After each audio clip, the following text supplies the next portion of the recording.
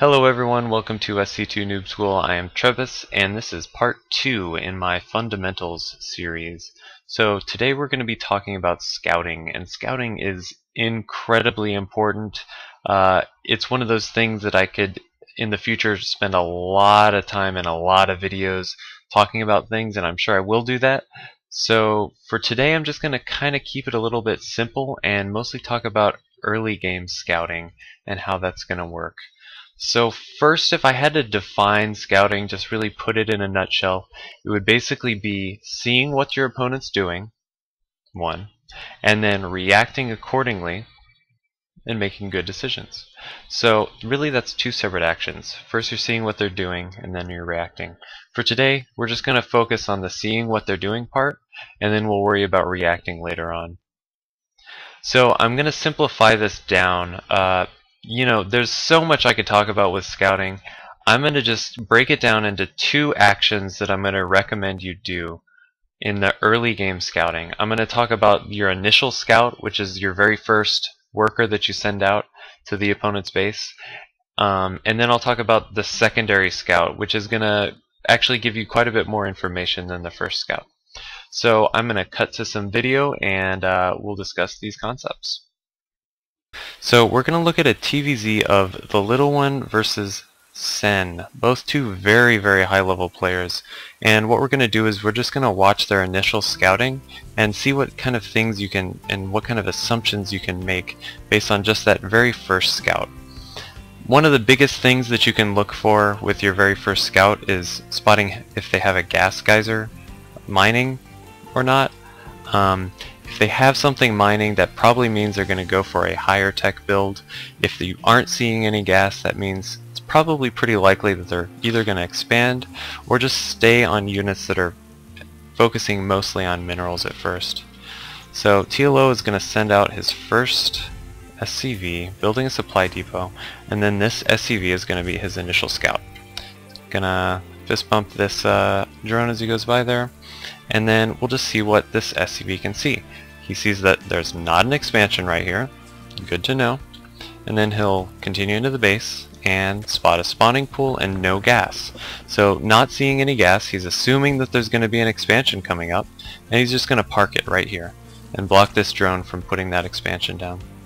Now don't worry about trying to block as well as TLO does, but it is a good tactic if you can pull it off. So that was basically the end of TLO's initial scout. So I'm going to back up a little bit and we're going to watch Sen in his scouting. This is his first drone he sent out. I think he sent it out around 12 or so. Yeah, something like that. Alright. So what is Sen going to be able to see from this? He's going to be able to wander up the ramp. He sees a barracks building. Going to try to harass this SCV a little bit, and then he's just going to run his drone around as much as possible and just make him impossible to kill. He's doing this little circle around the command center, checking to see if these geysers are taken or not. Seeing that they're not taken, he's probably going to assume that there's not going to be any tech lab going down here. There's just going to be Marines for a while. And it's probably also safe to assume that TLO is probably going to be expanding quickly because he's not getting any gas. So this is going to stay alive a little bit longer, but I think there's going to be a... Yep, this Marine comes along, and actually he does a gas steal, which can be a good strategy for Zerg players, but not really going to discuss it here. So that was pretty much the end of TLO and Sen's very first scout. That scout's mostly just going to make sure nothing crazy is going on. They're not actually going to get a huge amount of information from it. So now we're going to look at how two different players use their secondary scout. This is a game of Maka versus Czech, two extremely good Asian players.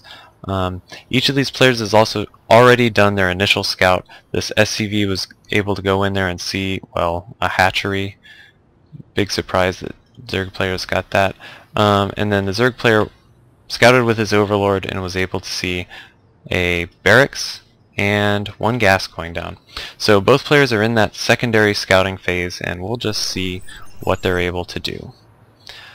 You see the Zerg player is going to do a secondary scout first, And this is that typical, what I would recommend is a Zergling that you are planning on dying, or some other unit that you're planning on having it die as it goes up the top of this ramp, to see what's up here. He gets to see a barracks and a factory, neither of which have add-ons. Very peculiar, considering he did see that one gas. So what he's going to assume from this is there's definitely a starport somewhere behind this wall that he can't see. So that was his secondary scout. Now the Terran player's turn. Terran player actually doesn't know much at this point. All he knows is that there's a hatchery there. That is it. So he's going to jump in here, able to see the expansions up, and then actually I think he's going to back off for a second, then he'll be coming right back in, and he's going to be able to come up here and see something very important. He gets to see a lair going down.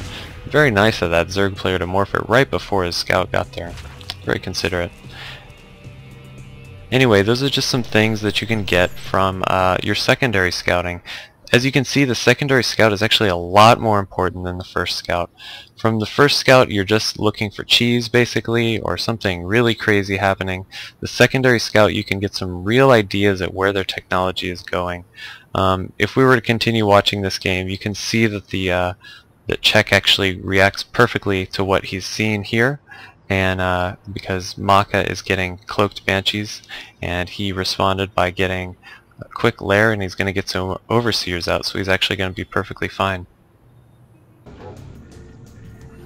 So I've basically given you two timings to work on with your initial and your secondary scout. The initial scout around 12 supply or so, something like that, and then the secondary scout a minute or two after that.